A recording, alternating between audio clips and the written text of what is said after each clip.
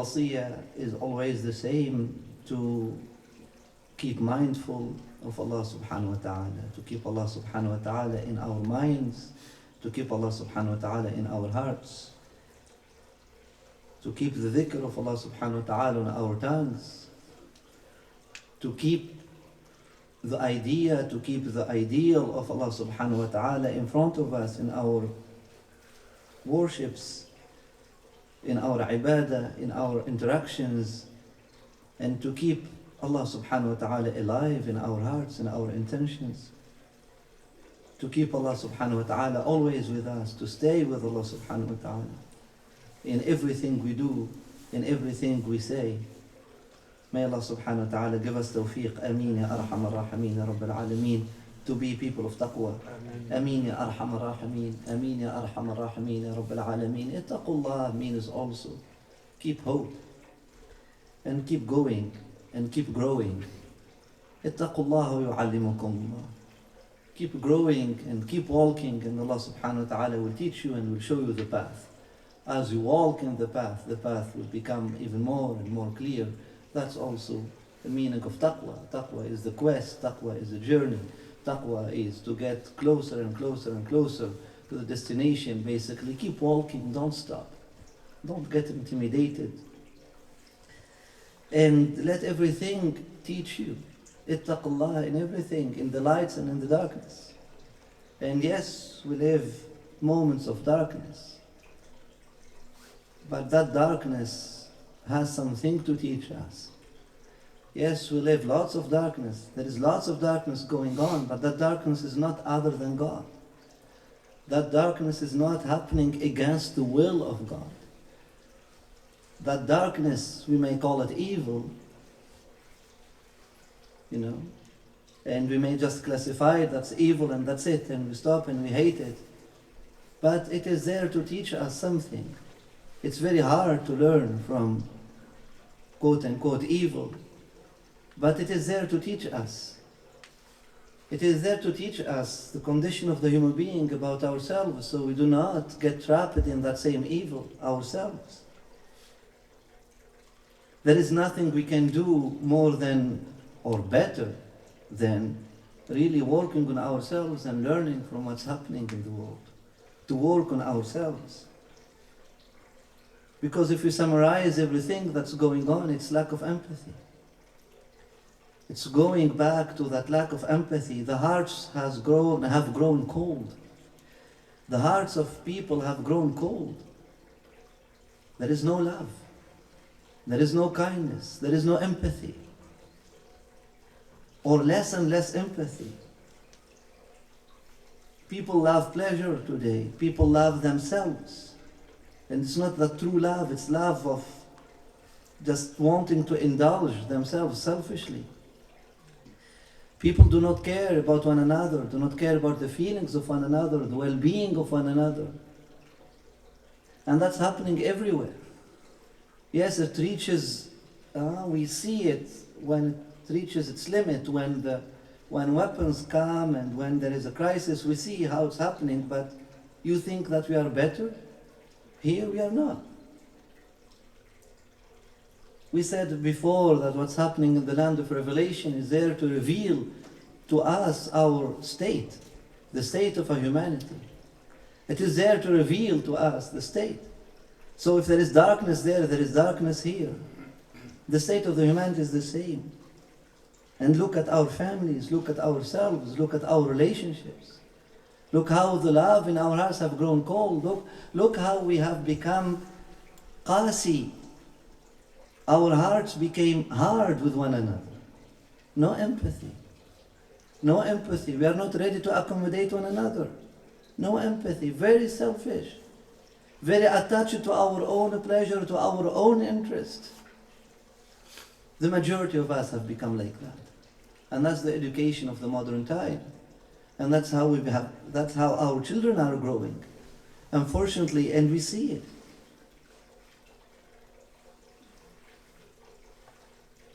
So there is an extreme happening there. But it is the same reality. It is the same reality. We have it here. We have it here. And actually look at our response. Look at the response of all the governments of the world to the crime that is happening in Palestine. I mean,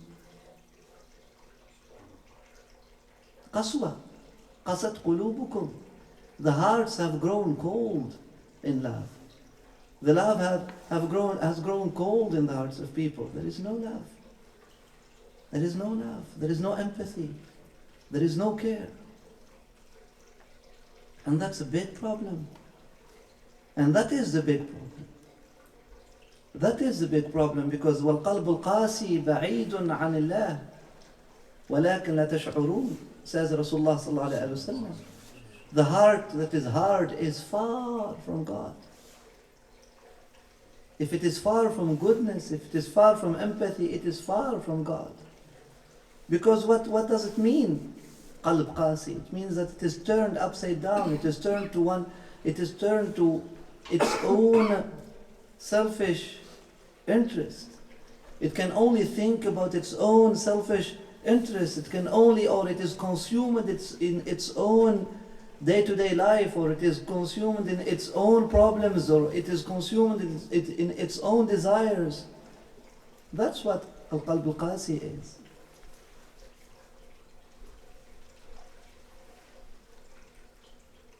It can only feel its own anger, its own pain, no accommodation for others. Closed, completely closed. All what I care about is my pain, all what I care about is my hurt, I care about is my feeling. And that's qaswa. That is lack of empathy, that is not feeling with the other, that is not allowing the feeling, not allowing oneself to feel the pain of the other. And that's the heart of lack of morality. Because what is morality? Morality can be summarized in the most ancient prophetic teaching that Adam alayhi salam taught his children, and all the prophets repeated after that. And we can summarize the whole shara'a, all the divine laws in it. Don't do to people what you do not want to do, what you do not want people to do unto you. Don't do to people don't treat people in a way that you do not want people to treat you. You don't want to be humiliated, don't humiliate people. You don't want to be scorned, don't scorn people. You don't want to be backbited, don't backbite people. You do not want to be betrayed, don't betray people. You do not want to be treated harshly, don't treat people harshly. You don't want to be yelled at, don't yell at people. You don't want to be trashed, don't trash people, etc. Don't do to others what you do not want people to do unto you. That's the summary of morality. That's the basis, the foundation of all the Sharia. It's actually that one law. From that one law came all the laws. Now higher than morality there is Iman, there is Ihsan, there is a higher standard to which Rasulullah ﷺ has invited us. It's very similar, but it's actually higher if we think about it. Which is لا يؤمن أحدكم حتى يحب لأخيه ما يحب لنفسه. You won't reach that level of real permeability to the divine. You won't really reach the level of Iman. You won't be filled with Iman, with life, with the divine life, until you actually get to love for your brother what you love for yourself.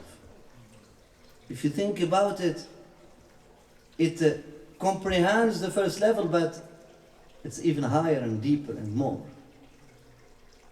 It's not just about not wanting for yourself what you do, for your brother what you do not want for yourself. No, this is actually, now it involves even what you desire for yourself. You want to be successful? Wish for your brother to be successful. You want to be happy? Wish for your brother to be happy. Or for your sister, for the other human being.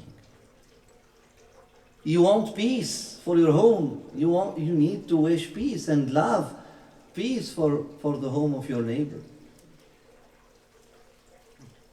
And this is a higher and even higher standard of morality. But when the hearts, they grow cold, they become upside down and they become self-consumed, and we become self-consumed, and all what we care about is our short-term self-interest. It's not even long-term self-interest. Because if you are smart, if you are intelligent and selfish, we can be intelligent yet selfish, but even if you are intelligent, even if you are selfish, we can understand that there is no way I can succeed long-term with everyone miserable around me. I need at least some love around. I need at least some customers who are doing well if I want to sell my product to them.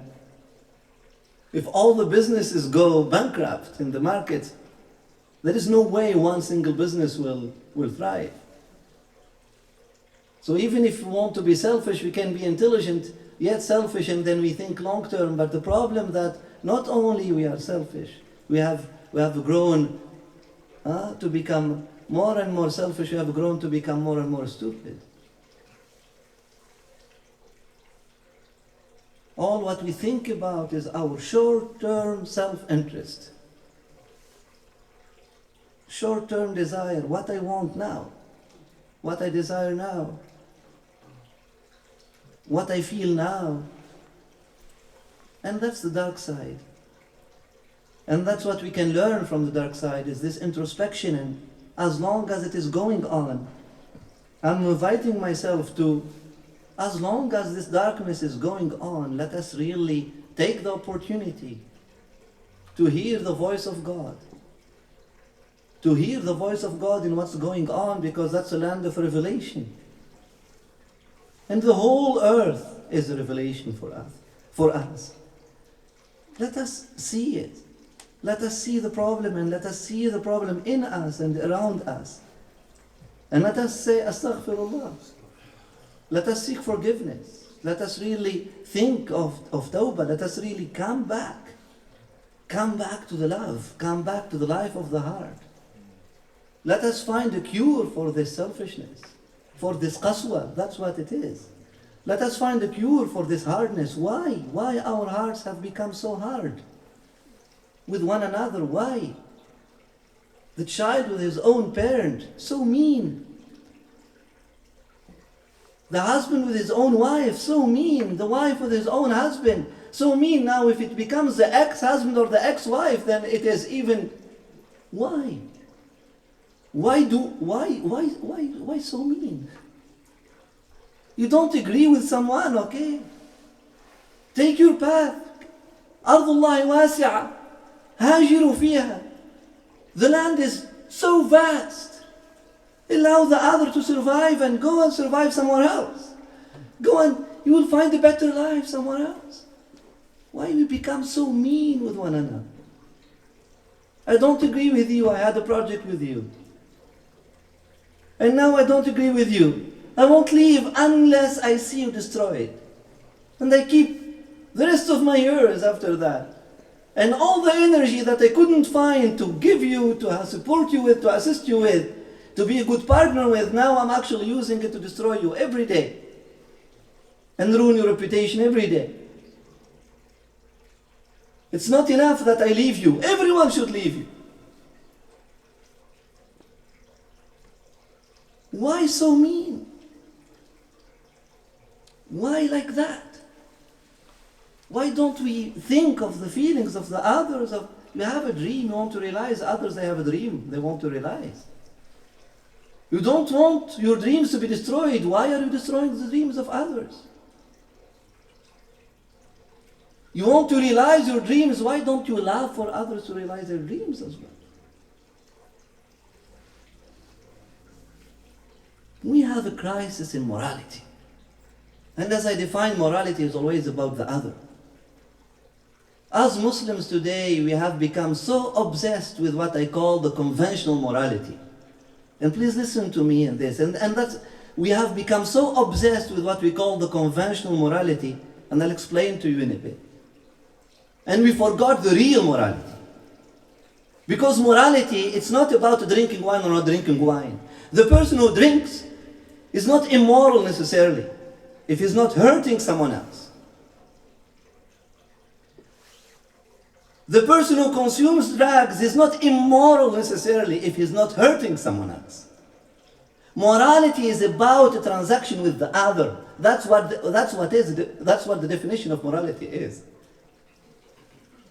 And that has priority over anything else. That's the foundation of spirituality. That's the foundation of the ibadah. That has priority over, that's the first thing that Allah subhanahu wa ta'ala will ask us about, our relationships with others, before anything else.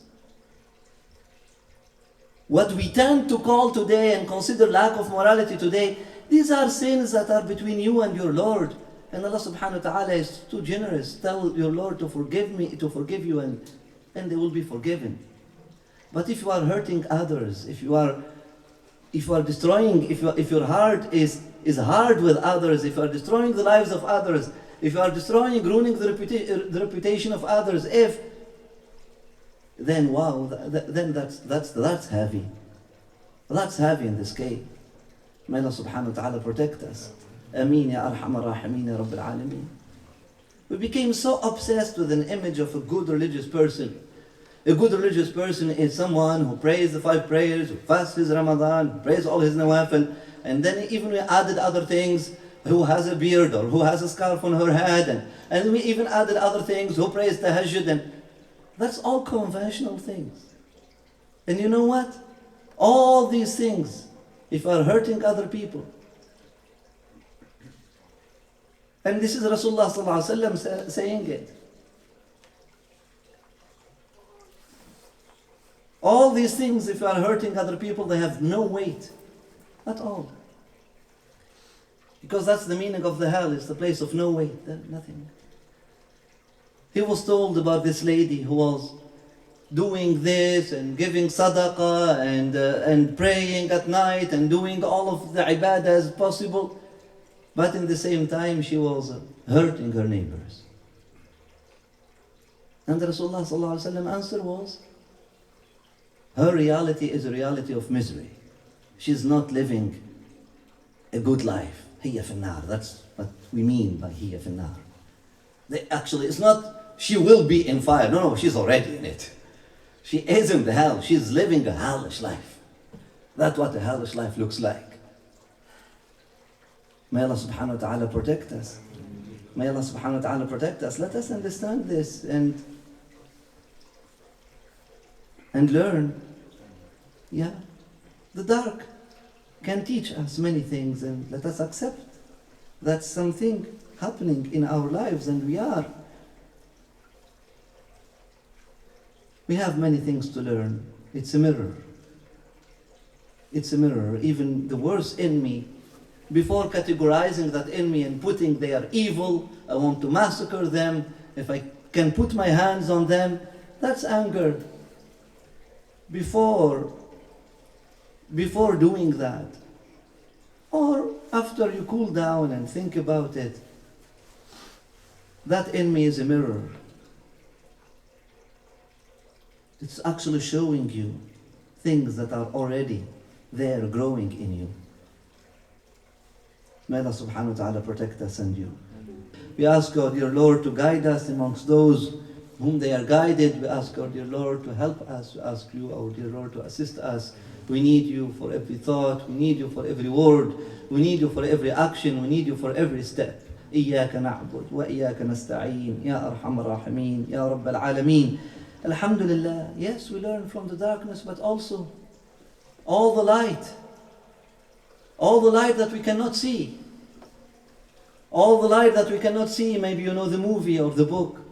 It's a very, very beautiful book if you can read it.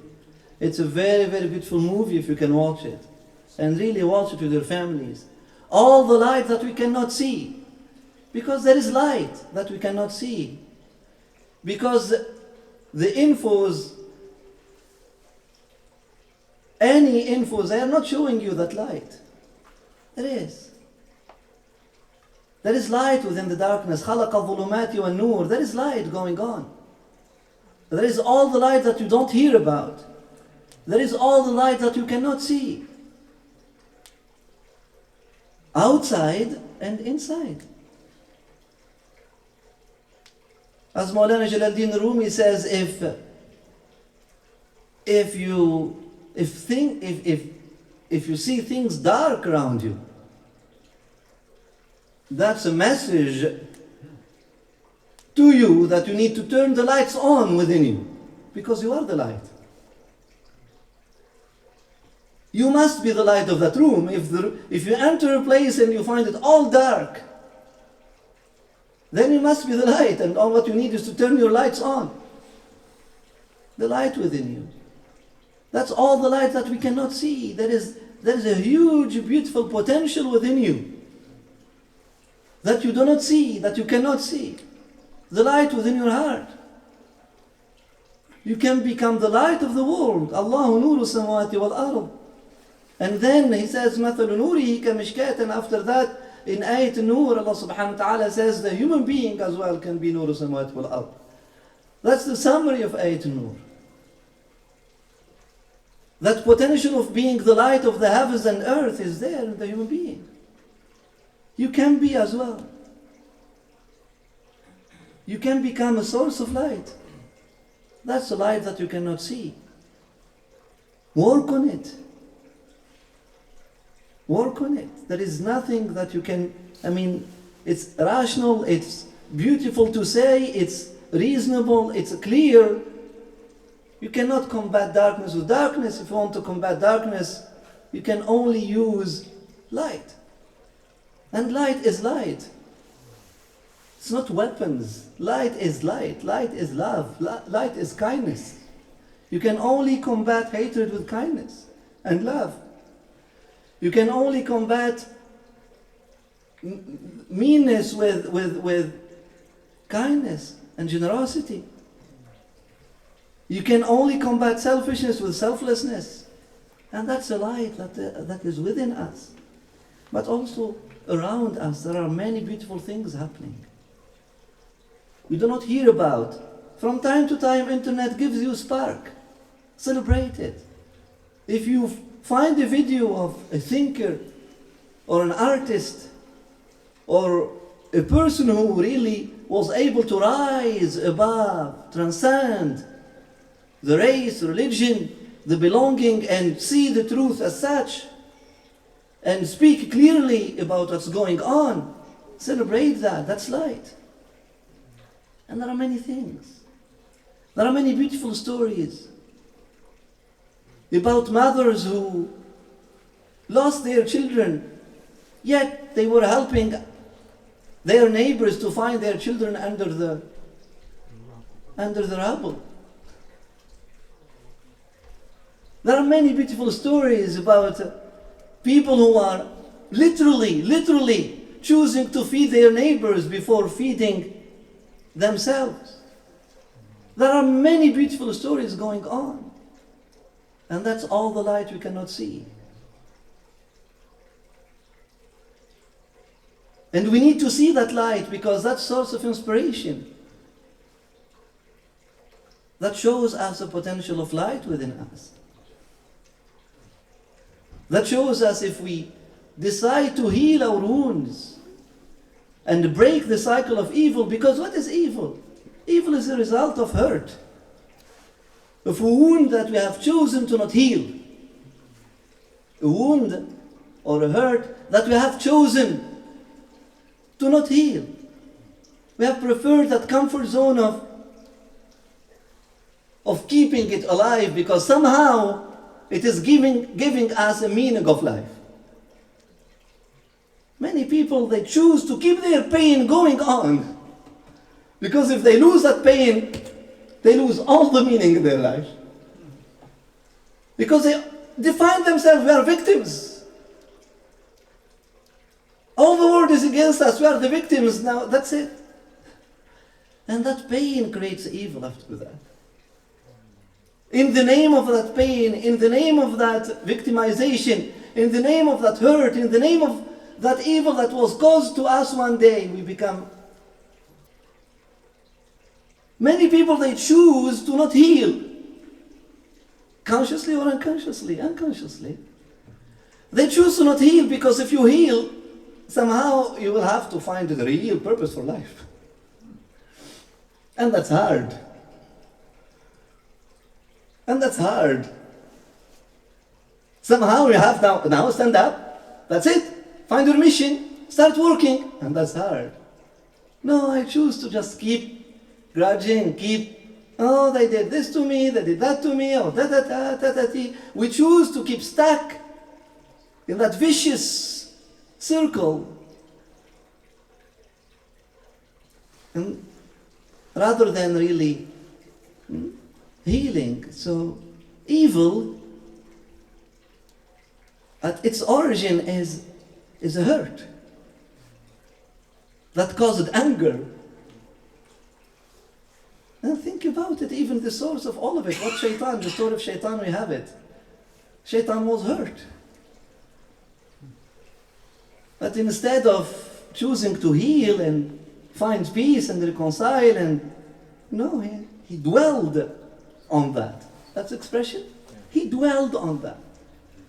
He made that wound and that bad experience, quote unquote, that he has experienced it, that thing that he made it his home. He made it his patrie. He made it his country. He made it his home. He made it his coming home place. He made it his identity. Qabil, before killing his brother, he was not just evil, he was hurt.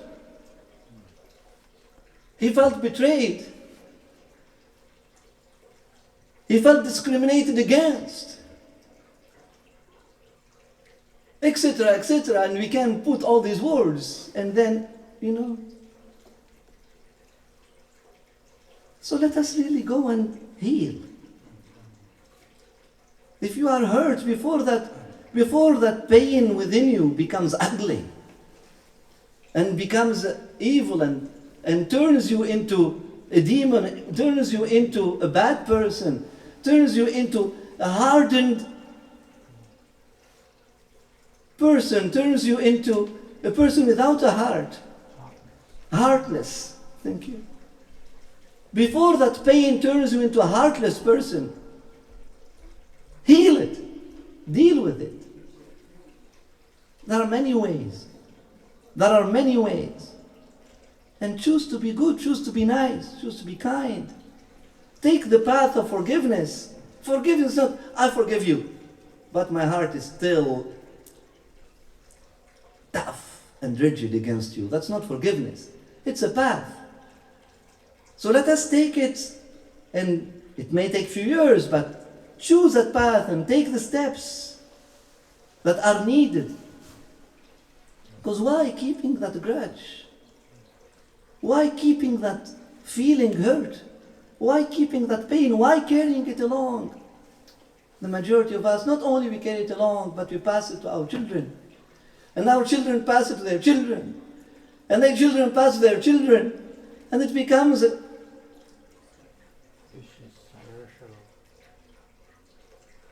vicious cycle.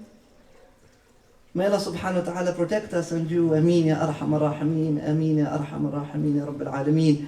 Ameen ya arhamar rahimin ya rabbil alameen. May all those who suffer injustice, may all those who are in pain, may all those who are hurt, may all those who are crying, may all those who feel betrayed, who feel abandoned, who feel disrespected, may all those who are hurt because of what's happening or what happened to them, may they find solace, may they find peace, may they find healing, Ameen, may they find intelligence, may they find strength to take the means to heal, Ameen ya arhamar rahimin ya rabbil alameen, and come back into the virtuous circle of life, come back as light in this life, come back as an agent of light, as an agent of goodness in this life. Ameen, Ameen Ya Arhamar Rahimin. Ameen Ya Arhamar Rahimin. Ameen Ya Arhamar Rahimin Ya Rabbil Alameen. Ameen Ya Arhamar Rahimin.